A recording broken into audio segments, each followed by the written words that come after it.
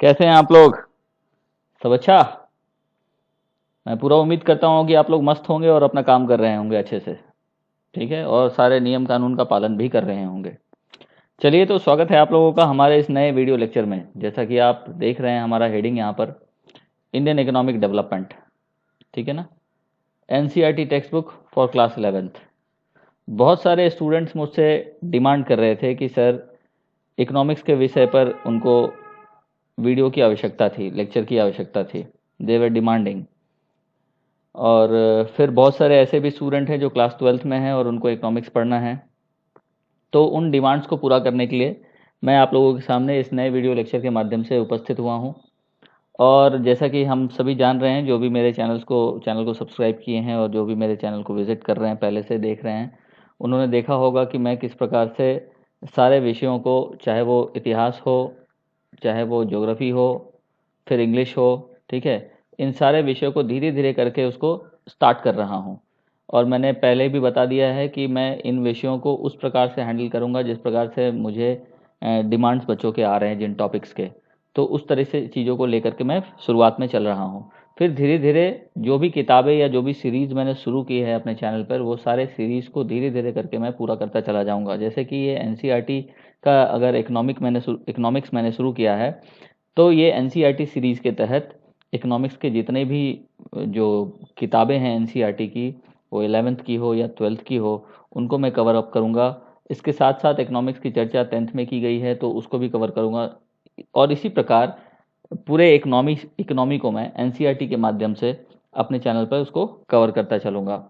ये एनसीईआरटी की किताब तो खैर महत्वपूर्ण सभी के लिए है, जो भी छात्र यूपीएससी की तैयारी करते हैं, जो भी छात्र बीपीएससी की तैयारी करते हैं, या किसी दूसरे कंपटीशन की तैयारी करते हैं, जैसे बैंकिंग की तैयारी अगर कोई कर रहे हैं, तो उसमें इकोनॉमी से रिलेटेड सवाल बहुत पूछे जाते हैं बैंकिंग में।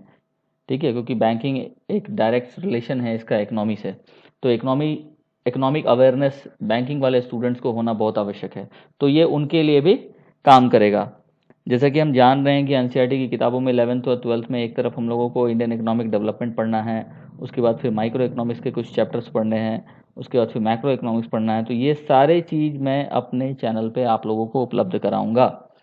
ठीक है, ये सारा चीज़ आप होते हुए देखेंगे, तो प्लीज़ अपडेटेड रहें, चैनल को विजिट करते रहें और वीडियोस को देखते चलें आप लोग। ठीक है, तो आज का जो ये लेक्चर है, बच्चों के डिमांड को लेते हुए उन्होंने कहा था कि सर, इस किताब को पढ़ाने के लिए, इस किताब को शुरू करने के लिए मैं इसी किताब से शुरू कर रहा हूँ आप लोगों के लिए। ये काफ़ी ज़्यादा मदद करेगा उन बच्चों के लिए जो अभी क्लास 12th में हैं और अगली बार बोर्ड देंगे। ये मदद करेगा उन लोगों को जो यूपीएससी जैसे परीक्षाओं की तैयारी कर रहे हैं या अन्य परीक्षाओं की तैयारी कर रहे हैं और जिसमें इकोनॉमी विषय पूछी जाती है, जैसे कि बीपीएससी हो गया, फिर आपको बैंकिंग मैंने पहले ही बता दिया। ठीक है, और इसके साथ साथ कोई भी पीसीएस जिसमें इकोनॉमी से रिलेटेड सवाल पूछते हैं, और सीधी सी बात है, इकोनॉमी से रिलेटेड सवाल बहुत सारे आते हैं। आज की जो स्थिति है हमारे देश की, या फिर पूरे विश्व की, ये विश्व इकोनॉमी ड्रिवन ही है। ठीक है, क्योंकि फिर अगर इकोनॉमिक स्थितियाँ कैसी है नहीं है, उसी पे डिपेंड करेगा कि हम कैसे हैं और आप कैसे हैं।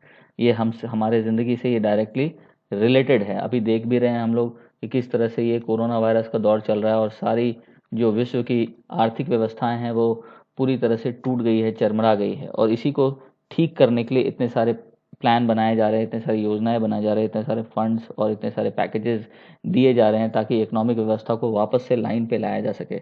तो इसका अच्छा अंडरस्टैंडिंग होना सभी के लिए बहुत ज़्यादा आवश्यक होता है। एक प्रॉपर अंडरस्टैंडिंग अगर इकोनॉमिक गतिविधियों की अगर नहीं होगी किसी भी स्टूडेंट में जो कंपटीशन की तैयारी करते हैं या जो ऐसे भी इकोनॉमी के विषय को पढ़ते हैं, इकोनॉमिक्स को पढ़ते हैं, और उनको इकोनॉमिक्स की अंडरस्टैंडिंग नहीं है, तो फिर उनके लिए काफ़ी ज़्यादा कठिन हो जाएगा। ठीक है, और काफ़ी मेजर सब्जेक्ट है ये, इसका अंडरस्टैंडिंग होना बहुत ज़रूरी है। और अंडरस्टैंडिंग डेवलप करने के लिए मैं समझता हूँ कि एनसीईआरटी की किताबों से बेहतर किताब उपलब्ध नहीं है।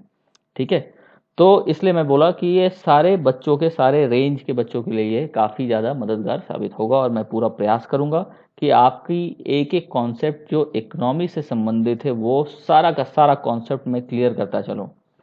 और फिर मैं वही बात करूंगा, जिस प्रकार से मैं इतिहास पढ़ाता हूँ, जिस प्रकार से मैं ज्योग्राफी पढ़ाता हूँ, मैं पूरा प्रयास करूंगा कि इकोनॉमिक भी उसी प्रकार से पढ़ाऊँ और आपके सारे प्रश्न, उन सारे प्रश्नों के जवाब आपको आसान तरीके से, और इकोनॉमी से रिलेटेड जितने भी कॉन्सेप्ट्स हैं, जिस पर बेस्ड सवाल बनते हैं, जो अंडरस्टैंडिंग आपको चाहिए, वो मेरे वीडियो लेक्चर के माध्यम से वो अंडरस्टैंडिंग मैं आप लोगों को डेवलप करवा सकूं। ये मेरा पूरा उद्देश्य है और मेरा पूरा प्रयास रहेगा ये।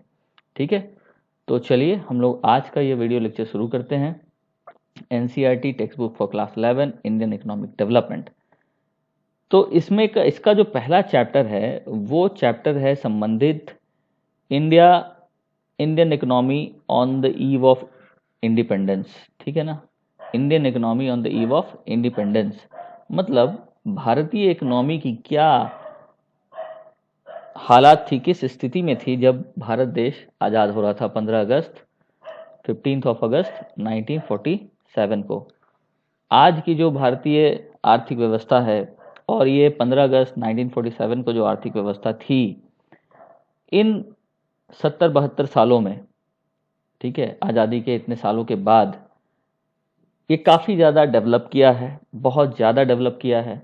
लेकिन कैसे डेवलप किया है, किन पैमानों पर डेवलप किया है, इसको समझने के लिए हमको जानना पड़ेगा कि ये आज़ादी के दिन पर हमारी स्थिति, आर्थिक स्थिति क्या थी, और फिर आज़ादी के दिन पर जो आर्थिक स्थिति थी वो किन चीज़ों के परिणाम थे। मतलब आज जैसे हम जहाँ हैं, सीधी सी बात है, ये किसी चीज़ का एक परिणाम है, एक निरंतर चलने वाली गतिविधि के परिणाम के स्वरूप आज हम जहाँ भी हैं वहाँ स्थित है। उसी प्रकार इस दिन 15 अगस्त 1947 के दिन हम जहाँ थे वो उस समय पिछले किन गतिविधियों के कारण थे, उसके पहले की स्थितियाँ क्या थी। मतलब कि ब्रिटिश जब भारत में शासन कर रहे थे उस समय हमारी इकोनॉमिक सिचुएशन क्या थी, और जब ब्रिटिश नहीं थे, मतलब प्री ब्रिटिश काल में, ठीक है ना, प्री ब्रिटिश काल में हमारी इकोनॉमिक स्थिति क्या थी। इन दोनों फैक्टर्स को जब तक हम नहीं समझेंगे तब तक आज हम क्या हैं, what we are today in terms of economic development, we will not be able to understand it completely, right? So it is very essential that you must understand that what were we during British and what were we before British। तो आज जो ये पहला lecture है इन्हीं दो बातों से संबंधित होगा। सबसे पहले हम चर्चा करेंगे हमारी इकोनॉमिक स्थिति प्री ब्रिटिश काल में, मतलब ब्रिटिश के आने से पहले हमारी क्या स्थिति थी, उसकी चर्चा पहले करेंगे। फिर धीरे धीरे क्या चेंजेस आए हमारे इकोनॉमिक गतिविधियों में, किस प्रकार से हमारे हैंडीक्राफ्ट्स और बाकी सारी जो आर्टिस्टिक चीज़ें थी, जिस प्रकार से हमारे बिजनेस थे, स्मॉल इंडस्ट्रीज थे, वो धीरे धीरे ब्रिटिश काल में वो समाप्त होती चली गई। और उसके बाद फिर किस प्रकार हमारा इंडियन इकोनॉमी का पूरा डिप्लीशन होता है, हम किस प्रकार बस एक रॉ मटेरियल सप्लायर बन के रह जाते हैं, हमारी सारी इंडस्ट्री, अपनी उद्योग धंधे सब चौपट हो जाते हैं।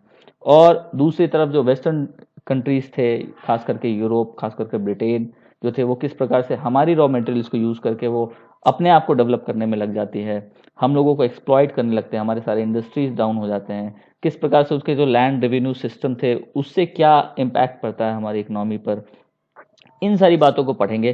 फिर इतनी सारी चीज़ों को जानते जानते फिर हम 15 अगस्त 1947 तक पहुंचेंगे, और उसके बाद फिर आफ्टर 15 अगस्त 1947 हमने आज़ादी के बाद क्या प्लानिंग की, किस प्रकार से प्लानिंग कमीशन आया और उसने क्या टारगेट सेट किया, और फिर धीरे धीरे करके फिर कैसे हम कहाँ से कहाँ पहुँचे उसको समझेंगे। उसी के दौरान हमको समझना पड़ेगा कि 1990s के दौरान जो रिफॉर्म्स आए थे, इकोनॉमिक रिफॉर्म्स आए थे 1991 1992 में, उसने क्या चेंजेस लाए हमारे देश के इकोनॉमी में, उन सारी चीज़ों को पढ़ना है हम लोगों को।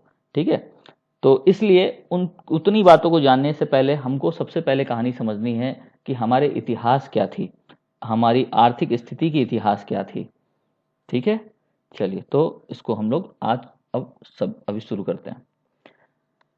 तो देखिए, एक बड़ा अच्छा स्टेटमेंट है आपके एनसीईआरटी की किताब में लिखा है, उसको ज़रूर पढ़िए, इससे आपको एक अंडरस्टैंडिंग डेवलप करेगा, you will get an idea.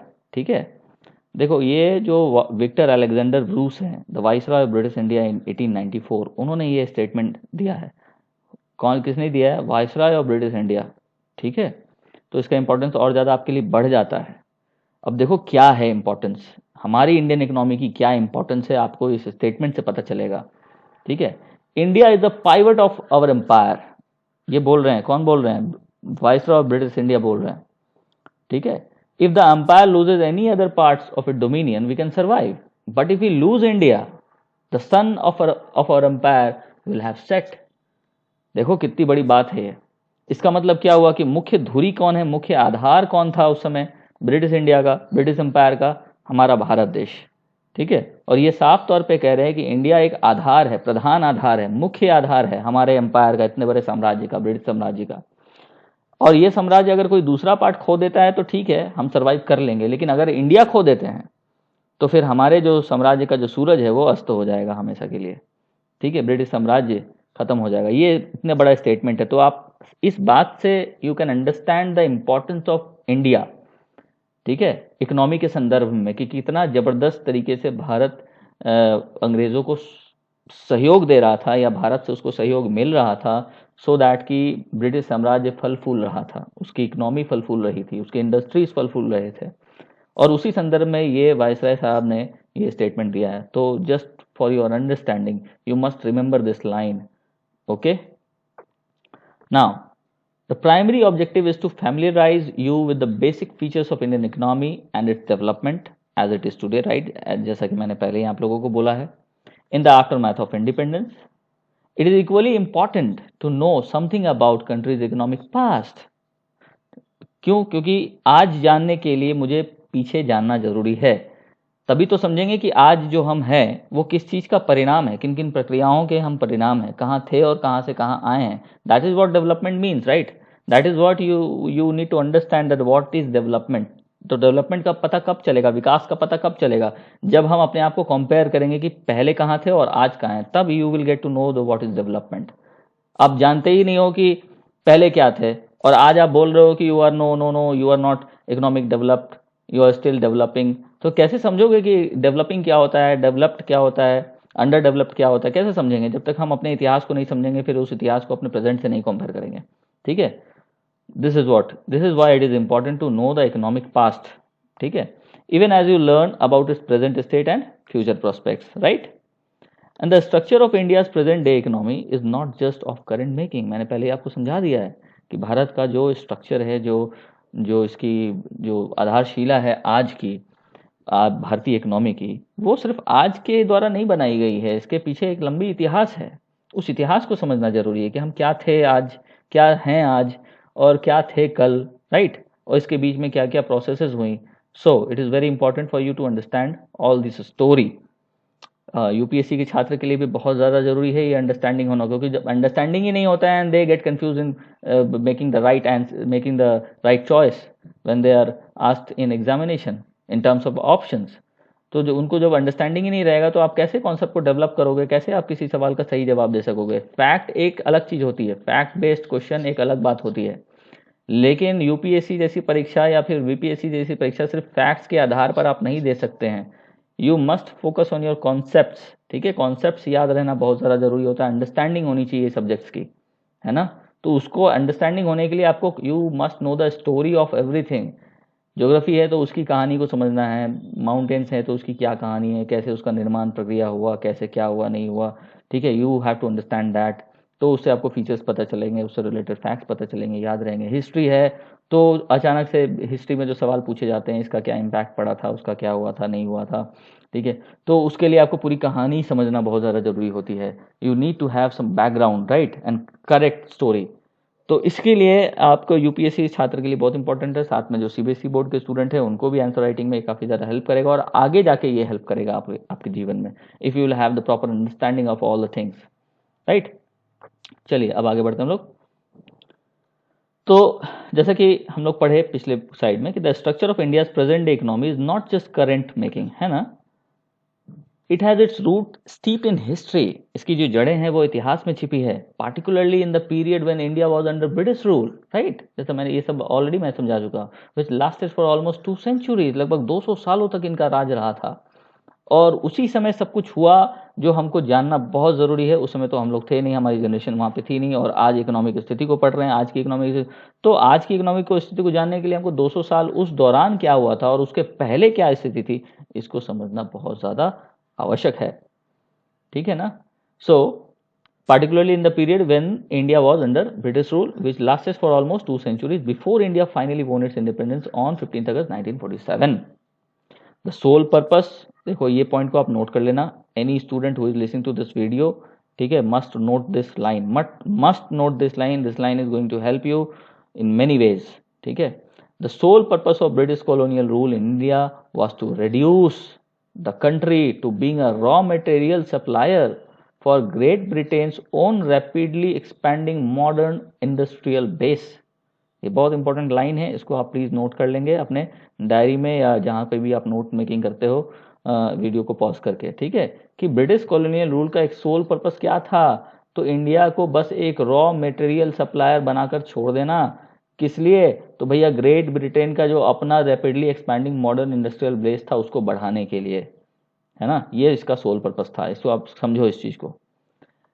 इसलिए क्या जरूरी है हमको, इसलिए जरूरी है an understanding of the exploitive nature of this relationship is essential for any assessment of the kind and level of development which the Indian economy has been able to attain over the last 6.5 decades, है ना. इसलिए इस एक्सप्लॉइटिव nature के understanding आपको होना बहुत ज़रूरी है, ठीक है, कि भाई कैसे हम एसेस करेंगे कि इंडियन इकोनॉमी ने जो अभी पिछले 70 सालों में जो डेवलपमेंट किया है वो कैसे डेवलप किया है और किस प्रकार से हम अपने आप को जुझारू ढंग से किस तरह से एक्सप्लॉइटिव नेचर से बाहर निकाल करके कैसे स्थिति में रह करके फिर कैसे अपने आप को डेवलप करने का प्रयास किए हैं.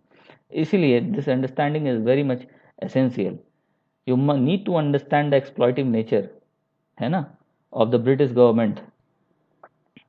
ओके, चलिए अब हम लोग पढ़ते हैं the low level of economic development under the colonial rule. ठीक है, ये एक सब टॉपिक है आपका, लेकिन फिर इसको डिटेल में बताने से पहले पहले हम लोगों को समझना है प्री हिस्टोरिक समय में, ठीक है, ताकि सारी कहानी, अब ये एक आपका क्या है, सब टॉपिक है. इस सब टॉपिक को जब हम लोग पढ़ेंगे तो पहले पढ़ेंगे प्री हिस्टोरिक पीरियड में क्या था, मतलब प्री ब्रिटिश पीरियड में क्या स्थिति थी, फिर धीरे धीरे वी विल मूव ऑन, है ना, सो दैट की सारी कहानी आपको पता चले. क्योंकि जब तक मैं देखा हूँ लोगों के पास, जो बच्चे मेरे पास आते हैं या मेरे से जो पढ़ रहे हैं या फिर ऐसे भी इन जनरल जो मैं देख पाया हूँ, बहुत सारे लोगों के पास एक मतलब कि एक फुल स्टोरी नहीं होती उनके पास. वो बस कुछ फैक्ट्स एंड फिगर्स पे बेस्ड बात कर रहे होते हैं, ठीक है. They don't know that what is, ठीक है, ये सब नहीं जान रहे होते हैं. बस उनको आज से मतलब है, कुछ छोटी मोटी जानकारियां कहीं से हासिल कर लिए और फिर अपनी कुछ राय अपने रख लेते हैं. बट ऐसा नहीं करना चाहिए. To get the proper understanding you must know the history, anything of anything, ठीक है, किसी भी चीज़ का आपको इतिहास पता होना चाहिए. इसलिए मैं चाह रहा हूँ कि इकोनॉमिक का पूरा इतिहास पता रहने के लिए पूरा इकोनॉमिक कंडीशंस आपको मालूम होने चाहिए और कैसे कैसे ये डेवलपमेंटल फेज चला, हम कहाँ थे, फिर कैसे रिड्यूस हुए और फिर कैसे आज बढ़ने का प्रयास कर रहे हैं. ठीक है, इसको हम लोग समझेंगे और बहुत बेहतर तरीके से समझेंगे. पूरा वीडियो सुनिएगा, बड़े आराम से प्रेम से सुनिएगा इसको, ठीक है. तो India had an independent economy, स्वतंत्र अर्थव्यवस्था थी भारत, ठीक है ना, before the advent of the British rule. एकदम क्लियर कट लिखा है यहाँ पर, आप समझ सकते हो. It was an independent economy. अब ये इंडिपेंडेंट इकोनॉमी कैसे थी, इस बात को हम लोग समझेंगे, ठीक है, ये समझना जरूरी है. अब देखो इंडिपेंडेंट इकोनॉमी की बात कर रहे हैं, अगर हम तुरंत एकदम रिसेंट पास्ट की बात करें, एकदम लेटेस्ट बात मैं करूं अगर, तो अभी देखो कि 2 दिन पहले अभी हमारे प्रधानमंत्री जी ने एक देश को संबोधन में कहा कि हमें आत्मनिर्भर बनना पड़ेगा, सेल्फ रिलायंट बनना पड़ेगा. ठीक है, तो सेल्फ रिलायंट और independent economy, what is the difference between the two, not much difference, ठीक है, लगभग एक ही चीज़ है. तो ये इंडिपेंडेंट इकोनॉमी क्या होता है, अगर ये समझ गए तो सेल्फ रिलायंस क्या होता है ये भी समझ जाओगे, ठीक है. तो हाँ, हम थे इंडिपेंडेंट इकोनॉमी, कब, जब ब्रिटिश नहीं था यहाँ पर. कैसे थे इंडिपेंडेंट इकोनॉमी, इस बात को समझते हैं. क्या होता है इंडिपेंडेंट इकोनॉमी, अब इस बात को समझते हैं, राइट. देखिए, एन इंडिपेंडेंट नेशनल इकोनॉमी, इस लाइन को आप नोट करते चलेंगे, ठीक है. An independent national economy means an economy which is free from dependence on others. इसको नोट कर लेना, which is free from dependence on others, which stands for on its own feet, जो अपने पैरों पे खुद खड़ा रहता है और किसी पे डिपेंडेंट नहीं रहता है. An economy which serves one's own people and develops on the strength of resources of one's own country and by the efforts of one's own people. This is what we mean by independent national economy, and this is what we mean by self reliant economy. आत्मनिर्भर अर्थव्यवस्था का मतलब यही है, ठीक है ना, जहां हमारे पास अपनी बेसिक नीड्स को पूरा करने के लिए सारी चीजें उपलब्ध हो और साथ में उससे ज्यादा में भी मात्रा में चीजें उपलब्ध हो, सो दैट कि अगर कभी जरूरत पड़े तो एक्सपोर्ट भी कर सके, दूसरे लोगों को भी मदद कर सके। अपने लिए तो जो चाहिए वो तो हो ही, साथ में उसके एक्सेस में कुछ हो। This is what self reliance mean. और ये सेल्फ रिलायंस होना कब हो पाएगा? जब आप एक इंडिपेंडेंट इकोनॉमी की तरह काम करने लगेंगे, ठीक है ना, किसी दूसरे पर निर्भर नहीं रहेंगे आप, ठीक है। और जब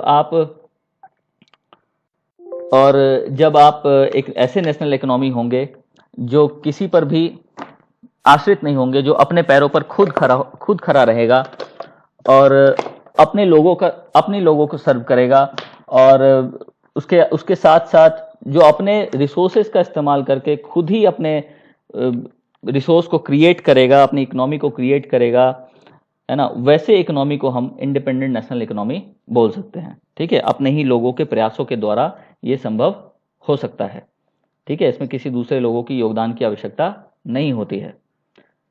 ओके, तो this is what an independent national economy means, this is what being a self reliant economy means. मुझे पूरा उम्मीद है कि ये चीजें आपको समझ में आई होगी। अब देखते हैं, such an economy makes it possible to develop the productive forces quickly.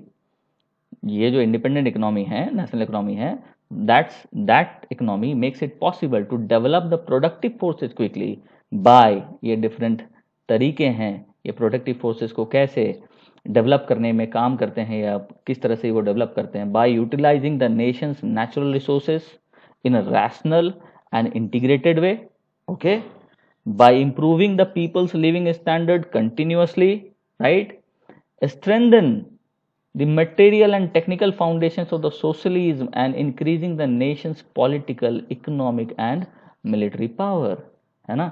इतने सारे चीजों के द्वारा, है ना, अब मतलब कि ये प्रोडक्टिव फोर्सेस को डेवलप करने का प्रयास करता है। कौन कौन से माध्यम हैं ये आप देख लो। पहला तो नेचुरल रिसोर्सेज का आप इस्तेमाल करेंगे very rationally and in an integrated way, बड़े संगठित तौर पर, ठीक है। प्रैक्टिकल यूज उसका करेंगे, मतलब कि हमको पता होगा, पूरा ज्ञान होगा कि कितना करना है कितना नहीं करना है, ठीक है। उसके बाद फिर लोगों के स्टैंडर्ड ऑफ लिविंग को हम कंटिन्यूअसली इंप्रूव करने का प्रयास करेंगे। Then we will strengthen the material and technical foundation of, जो हमारे देश में मौजूद जो सामाजिक व्यवस्था है, समाजवाद है, उसके फाउंडेशंस को हम स्ट्रॉन्ग करेंगे। उसके बाद फिर देश के जो पॉलिटिकल, इकोनॉमिक और मिलिट्री पावर है उसको इन्हांस करने का प्रयास करेंगे, ठीक है।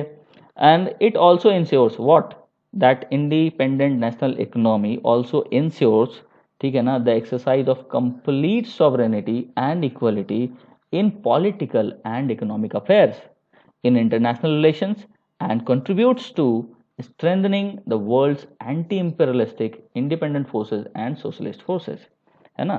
तो ये इस बात को भी सुनिश्चित करता है कि हमारे देश में ऐसे इंडिपेंडेंट नेशनल इकोनॉमी में सॉवरेनिटी कंप्लीट तरीके से, उस सॉवरेनिटी का कंप्लीट तरीके से एक्सरसाइज हो सके, वो उसका पालन हो सके, इक्वलिटी रहे सारे पॉलिटिकल और इकोनॉमिक अफेयर्स में, इंटरनेशनल रिलेशंस में, और साथ साथ जो एंटी इंपीरियलिस्टिक भावना है उसको कमज़ोर करने में मदद करे, ठीक है।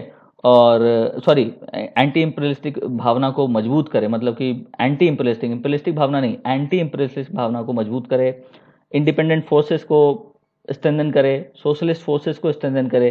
तो ये सारी चीज़ें हैं जो एक इंडिपेंडेंट इकोनॉमी का आप फीचर बोल सकते हो, या इंडिपेंडेंट इकोनॉमी किस प्रकार से काम करती है, काम करना चाहिए, ये सारे फैक्टर्स इससे रिलेटेड है।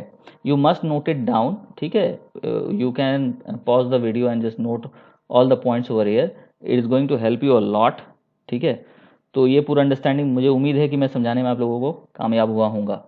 चलिए अब आगे बढ़ते हैं। इतनी बातों को समझने के बाद इंडिपेंडेंट नेशनल इकोनॉमी क्या है और वो कैसे चीज़ों को डेवलप करती है, ठीक है, वो कौन कौन से फैक्टर उसमें सम्मिलित होते हैं, वो सारे फैक्टर्स को मैंने आप लोगों को यहाँ पर बता दिया है। You can obviously note it down in your copies और नोट एनीवेयर यू वांट ना। It is vital to build an independent national economy, particularly in those countries which were backward economically and technically because of imperialist domination and plunder in the past. इसलिए ये बहुत ज़्यादा ज़रूरी है कि वैसे देशों में, है ना, आप इंडिपेंडेंट नेशनल इकोनॉमी बनाने का प्रयास करें जो जो इकोनॉमिकली और टेक्निकली बैकवर्ड रहे हैं। किसके कारण? तो ये जो इम्पेरियलिस्टिक डोमिनेशन रहा है, जैसे कि ब्रिटिश एम्पायर जो था, ठीक है ना, तो उसके डोमिनेशन के कारण जो इकोनॉमिकली और टेक्निकली ये लोग बैकवर्ड हो गए, और उन्होंने जो लूट मचाई थी पास्ट में, इकोनॉमिक लूट मचाई थी, है ना, तो उसको स्ट्रॉन्ग करने के लिए एक बहुत ज़्यादा ज़रूरी है कि आप एक इंडिपेंडेंट नेशनल इकोनॉमी की तरह उभरें। किसी भी देश के लिए ऐसा बहुत ज़्यादा ज़रूरी होगा। ठीक है, चलिए, तो इतनी बातें मुझे उम्मीद है कि आपको समझ में आया होगा। चलो एक और बात, एक और कथन पढ़ते हैं। इसके पहले हमने वायसरॉय ऑफ इंडिया जो थे उनके कथन को समझा था ये पिछले वाले स्लाइड्स में। जैसे कि मैंने ये बताया था आप लोगों को, ये स्लाइड्स के इस लाइन को ज़रूर नोट कर लीजिएगा कि किस प्रकार ये बोल रहे हैं कि भारत ही धुरी है, भारत ही आधार है, अगर अंपायर रहना है तो भारत का रहना बहुत आवश्यक है। तो ये एक इम्पॉर्टेंट लाइन था आपके लिए। अब देखते हैं हम लोग एक और महान व्यक्ति के एक और लाइन को। ठीक है, वो है हमारे पंडित जवाहरलाल नेहरू, हमारे देश के प्रथम प्रधानमंत्री। इन्होंने भी कुछ बातें कही हैं, जरा इनको भी, इनके भी लाइन को, स्टेटमेंट को पढ़ना जरूरी है अपने अंडरस्टैंडिंग को डेवलप करने के लिए। क्या कहा है जरा सुनते हैं। Indeed some kind of chart might be drawn up to indicate the close connection between the length of British rule, the close connection, इन लाइन को नोट कीजिएगा, the close connection between length of British rule and progressive growth of property. मतलब जैसे जैसे British का जो rule, वो उसकी जो समय था वो बढ़ता गया, वैसे वैसे हमारे जो पोवर्टी का जो ग्रोथ था वो भी बढ़ता चला गया। तो इस कनेक्शन को समझना बहुत जरूरी है। ठीक है, and that rule began with outright plunder, ये लूट के साथ शुरुआत हुआ था इस रूल का। एंड लैंड रेवेन्यू सिस्टम, और कुछ ऐसा लैंड रेवेन्यू सिस्टम आया था विच एक्सट्रैक्टेड द अटरमोस्ट फार्थिंग, जिस लैंड रेवेन्यू सिस्टम ने सब कुछ छीन लिया था, पूरी तरह से बर्बाद कर दिया था। Not only from the living, जो जिंदा लोगों थे, जो जिंदा कल्टीवेटर्स थे, ना ही उनसे छीना था सब कुछ, बल्कि जो डेड कल्टीवेटर्स थे उनसे भी सब कुछ उनका निचोड़ लिया था।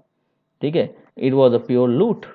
ठीक है, तो this has been said by Pandit Jawaharlal Nehru. तो ये एक आपको विजन देता है, एक विजन देता है भारतीय इकोनॉमिक व्यवस्था की, कि किस प्रकार अंग्रेजों ने पूरी बर्बादी, पूरी तबाही मचा के रखी थी। एक तरह का पिक्चर देता है ये लाइन। ठीक है, तो इसको आप पिक्चराइज कीजिए अपने दिमाग में, और समझने का प्रयास कीजिए इस लाइन से। और इसके पहले एक और जो स्टेटमेंट मैंने बताया, आप उससे भी समझ सकते हैं। दोनों की चीज़, दोनों को कंपेयर करो, समझ में चीज़ें आ जाएगा। एक तरफ वो वायसराय बोल रहा है कि भारत ही आधार है, तो कि अगर एम्पायर को बढ़ाना है तो। ठीक है, फिर हमने पढ़ा था कि किस प्रकार भारत को रिड्यूस करना, उसके जो रॉ मटेरियल सप्लायर तक ही बना के छोड़ देना, ये लक्ष्य था ब्रिटिश गवर्नमेंट का, ब्रिटिश रूल का। और अपना जो रैपिडली ग्रोइंग उनका जो इंडस्ट्रियल सेक्टर था उसको बढ़ाना उनका मुख्य उद्देश्य था। और उसी संदर्भ में फिर ये लाइन भी आता है। तो ये सब कुछ आपको एक चीज़ बताने का प्रयास कर रहा है कि क्या कहानी थी, है ना। चलिए ना, अब कुछ बातें हम लोग प्री ब्रिटिश समय की करते हैं, सो दैट कि आपका अंडरस्टैंडिंग और अच्छे तरीके से डेवलप कर जाए। तो Indian economy in the pre British period consisted of isolated and self sustaining villages. ठीक है ना, प्री ब्रिटिश पीरियड में जो हमारी भारतीय अर्थव्यवस्था थी वो किससे बनी थी? तो isolated and self sustaining villages था। ठीक है ना, आइसोलेटेड था मतलब शहरों से दूर था, सेल्फ सस्टेनिंग था मतलब अपने आप में काफ़ी था। ये लोग, ये विलेज, ये गांव जो थे अपने आप में काफ़ी थे। एक तरफ ये थे, दूसरी तरफ थे towns which were the seats of administration, pilgrimage, commerce and handicrafts on the other. तो एक तरफ ये गांव थे जो सेल्फ रिलायंट थे, सेल्फ सफिशियंट थे, सेल्फ सस्टेनिंग थे। दूसरी तरफ टाउन्स थे that were the seats of administration, यहाँ प्रशासनिक व्यवस्थाएं थी। पिलग्रिमेज मतलब जो तीर्थयात्री वगैरह लोग आया करते थे, उसका एक सेंटर हुआ करता था टाउन। फिर कॉमर्स का पॉइंट था ये टाउन्स, हैंडीक्राफ्ट्स के और बाकी सारे जो इंडस्ट्रीज थी उसके सेंटर्स होते थे टाउन्स। तो विलेजेस और टाउन्स में उस समय प्री ब्रिटिश समय में इंडियन इकोनॉमी डिवाइडेड थी। Okay, means of transportation and communication were highly under developed. Means of transportation और कम्युनिकेशन उस समय काफ़ी ज़्यादा अंडर डेवलप्ड थी, अविकसित व्यवस्था में थी। मार्केट जो था वो काफ़ी स्मॉल हुआ करता था। ओके, इतनी बातें समझ गए। अब आगे बढ़ते हैं। The village community was based on simple division of labour. अब विलेज कम्युनिटी को भी समझना जरूरी है ना, तभी तो पूरा व्यवस्था समझ में आएगा। तो उस समय की जो विलेज कम्युनिटी थी that was based on simple division of labour. कैसे था? तो farmers use to cultivate land and tended cattle and other classes also existed, जैसे कि weavers, goldsmiths, carpenters, potters, oil pressers, washerman, cobblers, barber, surgeons, etc. तो ये लोग भी exist करते थे, या अदर क्लासेस में थे, और एक तरफ फार्मर्स थे जो अपने लैंड को कल्टीवेट करते थे, कैटल रियर करते थे। ठीक है। ऑक्यूपेशंस वेयर हेरिडेटरी, ऑक्यूपेशन जो थे वंशानुगत थे, मतलब जो भी चीज़ चल रही है, जो किसान अगर है तो वो पूरा उसका जो वंश है वो किसानी करता था। कोई गोल्ड स्मिथ है तो उसका जो पूरा वंश है वो अपना उसी काम में लगा रहता था। तो this was the feature, main feature of this economic system, economic जो व्यवस्था थी उस समय, वो आप समझ सकते हैं कि जो ऑक्यूपेशन था वो हेरिडेटरी हुआ करता था, एक मेन फीचर था उस समय इंडियन इकोनॉमी का। चलिए अब आगे बढ़ते हैं। तो most of the food were cultivated for self consumption, अधिकांश जो अनाज उगते थे वो सेल्फ कंजम्पशन के लिए उगते थे। ठीक है, that is also very important to be noted over here. Raw materials produce from primary industries were feed for the handicrafts. ठीक है, जो रॉ मटेरियल जो प्राइमरी इंडस्ट्रीज जो गांव में हुआ करते थे उससे जो पैदा करते थे, तो हैंडीक्राफ्ट्स जो इंडस्ट्री होते थे उनके लिए ये काम करते थे। ठीक है ना, रॉ मटेरियल जो प्राइमरी इंडस्ट्री से निकले वो रॉ मटेरियल्स यूज होते थे हैंडीक्राफ्ट्स के लिए। ओके, तो इस तरह से इंटरडिपेंडेंस था एक प्राइमरी इंडस्ट्रीज का, और फिर जो शहरों में जो लोकेटेड कुछ और इंडस्ट्रीज थे उन दोनों का आपस में एक इंटरडिपेंडेंस था। तो इसके लिए इस इंटरडिपेंडेंस के कारण वो सारा बैलेंस अपने आप बन जाता था, है ना। सो thus this interdependence provided the basis of a small village republics to function independently outside world। और ये जो इंटरडिपेंडेंस था, ये जो विलेज रिपब्लिक्स थे, अलग अलग जो गांव थे, उनको इंडिपेंडेंटली काम करने के लिए पूरी तरह से ये लोग मतलब इंडिपेंडेंटली काम करने में ये लोग कामयाब थे। क्यों? क्योंकि इंटरडिपेंडेंस, एक का रॉ मटेरियल निकला दूसरे में काम हुआ, दूसरे का निकला वो तीसरे में, फिर दूसरे में काम हुआ। तो दिस वाज द रिलेशन। ठीक है, एक इंडस्ट्री का दूसरे इंडस्ट्री के साथ इस तरह से ये लोग कनेक्टेड थे आपस में। तो बाकी किसी दूसरे चीज पे कनेक्शन, दूसरे चीज पे रिलाय होने की कोई आवश्यकता थी नहीं, दे वर सेल्फ रिलायंट। ओके, तो इसी कनेक्शन में, इसी सेल्फ रिलायंस के कनेक्शन में एक बड़ा अच्छा लाइन सर चार्ल्स मैककेफे ने लिखा है। सर चार्ल्स मैककेफे का तो मुझे समझ रहा है कि आप लोग जान रहे होंगे, इतिहास में आप लोग पढ़े होंगे कि हु वॉज चार्ल्स मैककेफे, 1835 का दौर था वो। ठीक है, इनको लिबरेटर ऑफ द प्रेस भी कहा जाता है इनको। खैर ये इतिहास की बात है, मैं अभी इतिहास में नहीं जाऊंगा आपके। तो चार्ल्स मैककेफे ने इसी इसी संदर्भ में कुछ बातें कही थी, उस बातों को भी समझते हैं, ये भी जानना आपके लिए और हमारे लिए अपने अंडरस्टैंडिंग के लिए बेहद जरूरी है। क्या था कि the village republics are little republics having nearly everything they want, nearly everything they want within themselves, okay, and almost independent of foreign relations, right. They seem to last where nothing last. सोचो क्या जबरदस्त इनका पूरा setup था, ये village republics था। ठीक है, गांव कितने जबरदस्त तरीके से अपने आप को सुदृढ़ करके उस समय चल रहे थे, इसलिए ये लाइन कहा गया, they seem to last where nothing last. This union of village communities each one forming a separate little state by itself. और ये जो विलेज कम्युनिटीज है, they each one form separate little state by itself, अपने आप में एक छोटे छोटे राज्य बन करके हैं। And is in a high degree conducive to their happiness, जो इनके खुशी के लिए काफ़ी अच्छा है। And to the enjoyment of great portion of freedom and independence, और इसलिए ये मतलब कि they can enjoy the freedom and independence, क्योंकि किसी पे डिपेंडेंट नहीं है, एक सेपरेट स्टेट है, कि कोई फॉरेन रिलेशन नहीं है, ये लोग आपस में ही इंटरडिपेंडेंट है एक दूसरे से ज़रूरतें पूरी हुई है, एक इंडस्ट्री का ज़रूरत दूसरे इंडस्ट्री से पूरा हो रहा है, तो why the need to have any foreign relation.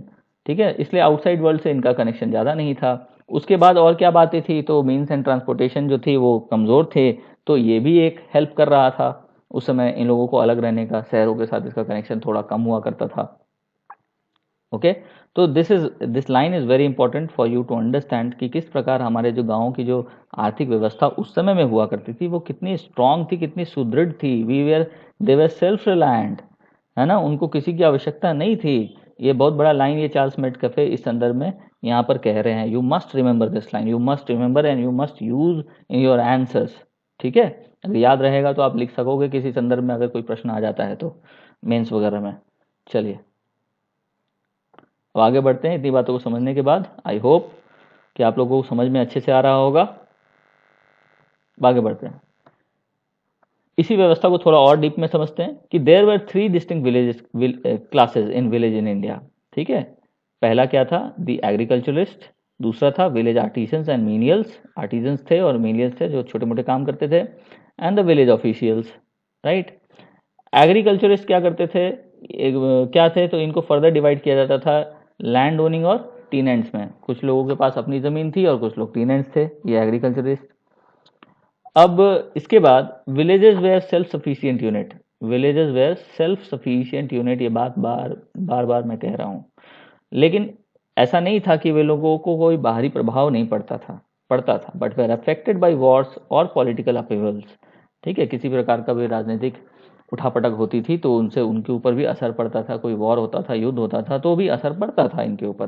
देखो ये बात किस समय की है, प्री ब्रिटिश काल की है, ये ब्रिटिश काल की नहीं है, प्री ब्रिटिश काल की है, इसलिए वेरी इंपॉर्टेंट, इसको समझ लेना। ब्रिटिश काल में जब वॉर्स होते थे या बाकी चीज़ तो उसका असर एक दूसरा असर होता था इनके ऊपर, लेकिन जब ब्रिटिश नहीं थे तो उस समय एक दूसरा स्थिति था इन लोगों के साथ, तो दोनों को मिक्स मत करिएगा। चलिए, but the absence of the means of transport and communications and a centralised government help their survival. और मैंने पहले ही बता दिया है, चूंकि means and transportation and communication कमज़ोर हुआ करती थी उस वक्त, तो इनको, और सेंट्रलाइज्ड गवर्नमेंट उस समय होता था, इनके ऊपर कोई बहुत ज़्यादा फोकस नहीं होता था, तो इसके कारण ये लोग सर्वाइव कर जाते थे, कोई इंटरफेरेंस नहीं होता था, बहुत ज़्यादा अफेक्टेड तो होते थे बट बहुत ज़्यादा अफेक्ट नहीं होते थे। ठीक है, तो ये हालत थी उस समय भारतीय गांवों की, प्री ब्रिटिश काल में। ये पूरा सिस्टम था इसका, किस तरह से ये सामाजिक व्यवस्था थी और फिर किस प्रकार इसकी इकोनॉमिक व्यवस्था थी, इसको हम समझ गए हैं। And it completely tells you that how the villages were self land in those times. ठीक है, चलिए अब टाउन्स की अगर बात करते हैं तो they were much different, they had a much different life. गाँव की व्यवस्था से शहरों की व्यवस्थाएं काफ़ी अलग थी, यहाँ की ज़िंदगी काफ़ी अलग थी। And this cater to wider markets, गांव एक तरफ स्मॉल मार्केट को कैटर करता था, जहाँ पर टाउन जो थे वो वाइडर मार्केट्स को कैटर करते थे। और ये शहर बने कैसे, तो शहर बने मुख्यतः 3 कारणों से। कौन कौन से कारण, पहला प्लेसेस ऑफ पिलग्रिमेज और सेक्रेट रिलीजियस सेंटर्स, जैसे कि इलाहाबाद, बनारस, गया, पुरी, ईटीसी। तो ये लोग पिलग्रिमेज के या रिलीजियस सेंटर्स हुआ करते थे इन जगहों पर, बड़े बड़े, तो इसलिए ज़्यादा मात्रा में लोग आया करते थे, बसते थे वहाँ पर अपने अपने अलग अलग रिचुअल्स को फॉलो करने के लिए। ठीक है, तो जैसे कि इलाहाबाद का नाम आता है, बनारस का नाम आता है, गया है, पुरी है, तो ये सारे क्या हैं, ये सारे रिलीजियस सेंटर्स है, पहले तो थे ही, आज भी वही है ना। इसके अलावा these where the seat of a court और द कैपिटल ऑफ प्रोविंस। ठीक है ना, राज दरबारी हुआ करता था यहाँ पर, किसी प्रोविंस का कैपिटल हुआ करता था ये सारे जगह पर। ठीक है, जैसे कि दिल्ली की बात कर सकते हो, लाहौर है, पूना है, लखनऊ है। ठीक है, तो ये एक कारण था कि ये शहरों में इनका निर्माण हुआ, तो ज़्यादा एक्टिविटीज़ चूँकि हो रही है, पॉलिटिकल एक्टिविटीज़ ज़्यादा हो रही है, गतिविधियाँ हो रही है, तो ज़्यादा मात्रा में लोग यहाँ पर उपस्थित हैं, तो छोटे जगह से ये बड़ा शहर बनता चला गया। तो this is how they converted into towns. और तीसरा फैक्टर क्या था, these were the trading centres. ठीक है, ये ट्रेडिंग सेंटर्स थे। ट्रेडिंग सेंटर्स क्यों थे, कैसे थे, तो because they existed on important trade routes. ठीक है ना, जो बिजनेस मार्ग हुआ करता था उस बिजनेस मार्ग पर ये जगह स्टैब्लिश्ड हुआ करते थे, जिसके कारण ये ट्रेड सेंटर बन गए। जैसे कि एग्जांपल में मिर्ज़ापुर है, बैंगलोर है, हुबली है, ये सब इंपॉर्टेंट ट्रेड सेंटर्स उस समय के हुआ करते थे। क्यों थे, because they existed on important trade routes. तो इस तरह से इन 3 मुख्य कारणों से ये शहरों का उस समय निर्माण हुआ था, शहर बने थे ये सब। ठीक है, तो ये तीनों कारण आप समझ लीजिएगा, मैंने समझाने का पूरा प्रयास किया है, इसको आप समझ लीजिएगा, नोट भी कर सकते हो आप लोग चाहो तो इस तरह से हम देखते हैं कि गाँवों की क्या व्यवस्था थी उस वक्त और फिर शहरों की क्या व्यवस्थाएं थी उस वक्त। ठीक है, चलिए अब इतना समझने के बाद अब हम लोग आगे बढ़ते हैं। Industries and handicrafts in pre British India, ये एक टॉपिक है हमारा, सब टॉपिक है, इसको समझना बहुत ज़्यादा ज़रूरी है, तभी हम समझेंगे कि प्री ब्रिटिश में, फिर ब्रिटिश इंडिया में क्या था, फिर आफ्टर ब्रिटिश क्या था, ऑन द ईव क्या था, फिर आफ्टर ब्रिटिश क्या था, ये सारा समझने के लिए पीछे पढ़ना थोड़ा ज़रूरी है। तो इंडस्ट्रीज और हैंडीक्राफ्ट्स इन प्री ब्रिटिश इंडिया, ये क्या स्थिति थी, चलो देखते हैं, इसके बारे में समझते हैं कि इंडस्ट्रीज और हैंडीक्राफ्ट्स की क्या स्थिति थी प्री ब्रिटिश समय में। बहुत अच्छी स्थिति थी, आज जिस स्थिति में है उससे लाख गुना अच्छे थे हम लोग पहले। ठीक है, बहुत अच्छे थे हम लोग पहले। आज फिर से वही ज़रूरत है हमको वापस अपने उसी स्थिति में आने के लिए, और इसीलिए ये बात कहा जा रहा है आत्मनिर्भर भारत, आत्मनिर्भर भारत, आत्मनिर्भर भारत। ऐसे ही नहीं कह दिया गया है, ठीक है, कुछ ना कुछ इसके पीछे एक इतिहास है। आज देखे होगे तुम लोगों को, कुछ करंट बात मैं करता हूँ आप लोगों से इसी संदर्भ में। अभी हमारे प्रधानमंत्री जी ने कहा है लोकल को क्या करें, वोकल करें। उस समय ज़रूरत नहीं था लोकल को वोकल करने की, आज ज़रूरत पड़ गई है लोकल को वोकल करने की, क्योंकि हमारी लोकल सिस्टम ही टूट चुकी है। और हम लोग जिस तरह से, मैंने अभी आप लोगों को ये बताया कि किस प्रकार उस समय के प्री ब्रिटिश काल में जो विलेजेस थे वो किस प्रकार से सेल्फ रिलायंट हुआ करते थे, उनको किसी की ज़रूरत नहीं हुआ करती थी। तो लोकल स्ट्रांग था, लोकल स्ट्रांग था तो देश स्ट्रांग था, उसकी आर्थिक व्यवस्था स्ट्रांग थी। आज लोकल कमज़ोर है हमारा, ठीक है। जितने भी आप फूड प्रोडक्ट्स ले लो, टेक्सटाइल ले लो, या फिर किसी भी दूसरे इंडस्ट्री में आप देख लो, तो मैक्सिमम जो प्रोडक्ट्स एंड सर्विसेज हमको मिल रहे हैं भारत देश में, वो कहाँ से किसके हैं? सब विदेशों से आ रहे हैं। और ये किसका रिजल्ट है? जो हमारा लोकल सिस्टम ये इतना पूरा ध्वस्त हो पड़ा है, ये आखिर किसका कॉन्सिक्वेंस है? तो इसका कॉन्सिक्वेंस बस यही है कि हमने आज़ादी के बाद इन लोकल चीज़ों पर ज़्यादा ध्यान नहीं दिया। धीरे धीरे ग्लोबलाइजेशन हुआ, ग्लोबलाइजेशन से जो ग्लोबल प्रोडक्ट्स है वो हमारे देश में आए, हमारी अपनी जो इंडस्ट्रीज थी वो ठप हो गई और हम डिपेंडेंट हो गए दूसरे के ऊपर। और इसके सबसे पीछे कारण कौन सा है? तो this people, people of India, और कोई बात नहीं है, पीपल ऑफ इंडिया, ठीक है, यही है एक कारण। हाँ ठीक है, चलो कुछ नीतियाँ भी कुछ इस प्रकार से है, बट हम लोगों को समझना चाहिए था, हम लोगों को आज भी समझना चाहिए कि how we should be aware of these things, ठीक है, ये हमारी जिम्मेदारी है। एनीवे चलिए हम लोग अब टॉपिक पे आते हैं। चलो, तो ये देखो कि the believe that India had never been an industrial country is incorrect.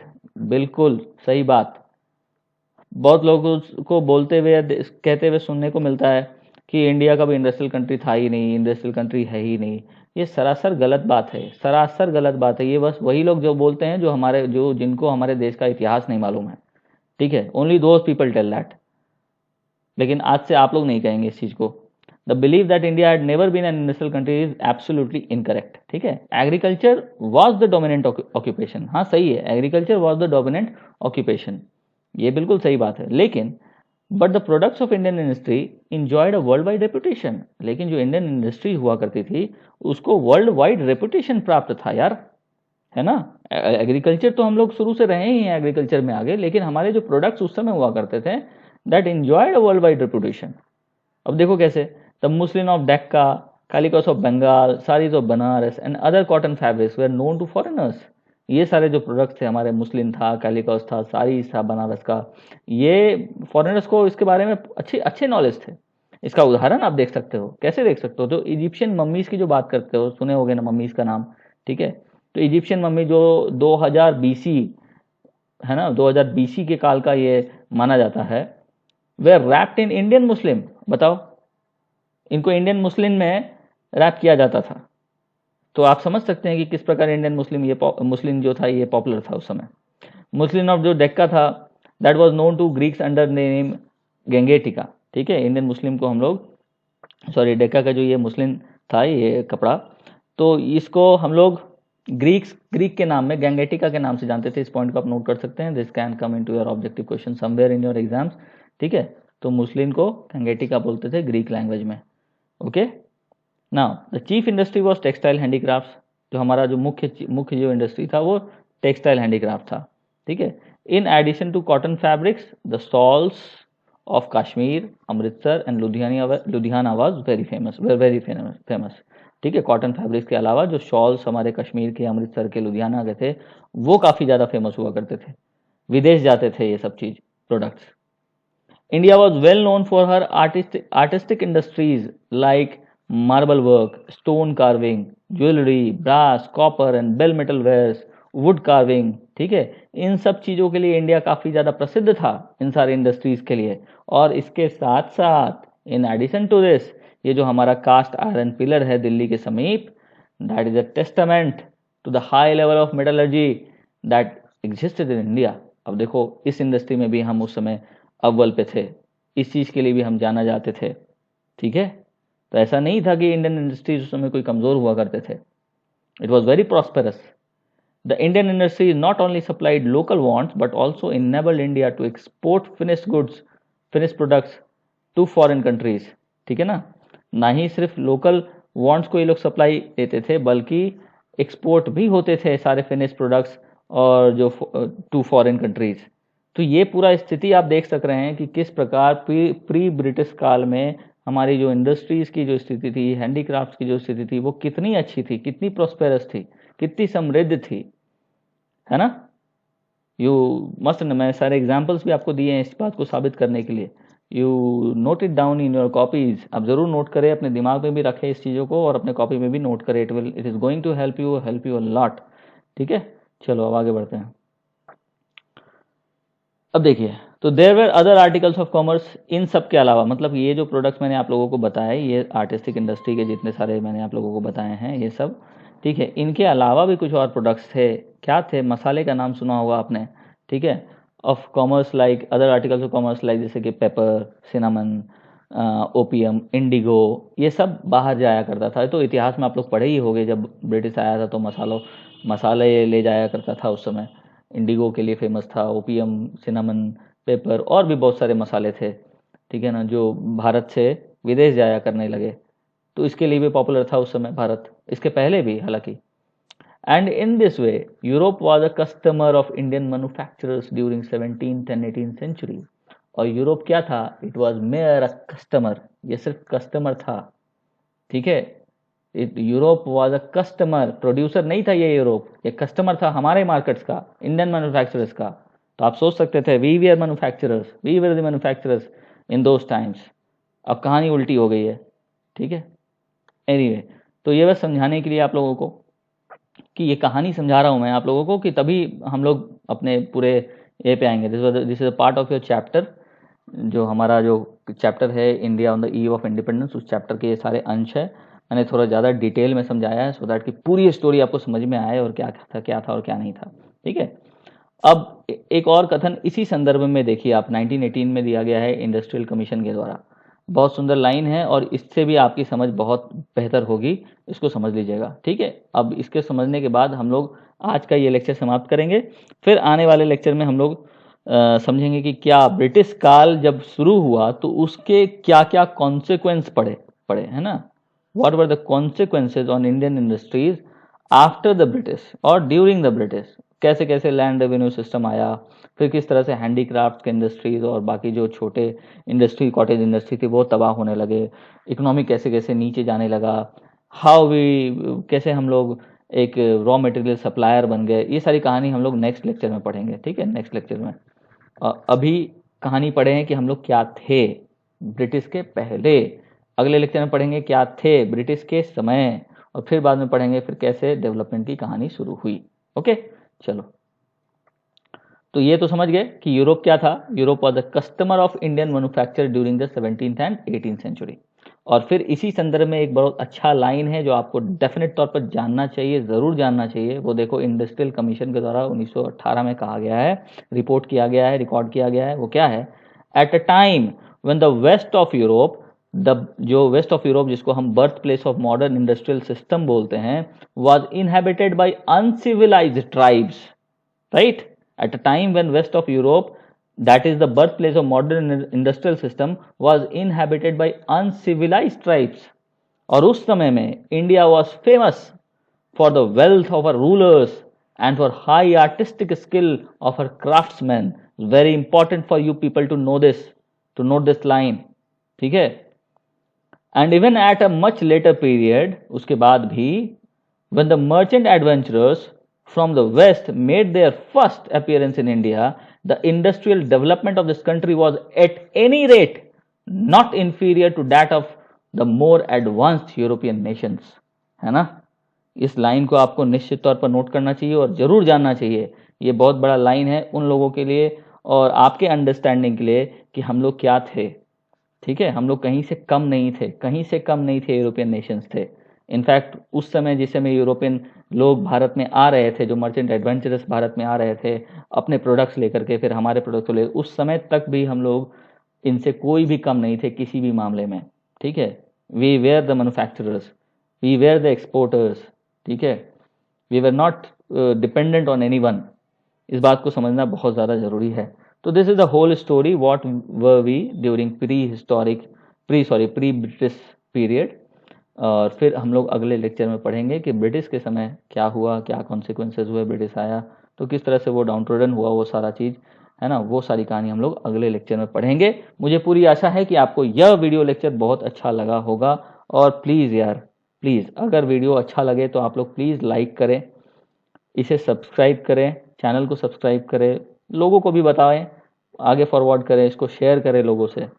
ठीक है, चलो तो इसी उम्मीद के साथ कि आपको ये लेक्चर पसंद आया होगा, मैं आप लोगों से इस लेक्चर के लिए विदा लेता हूँ। मिलेंगे अगले वीडियो लेक्चर में हम।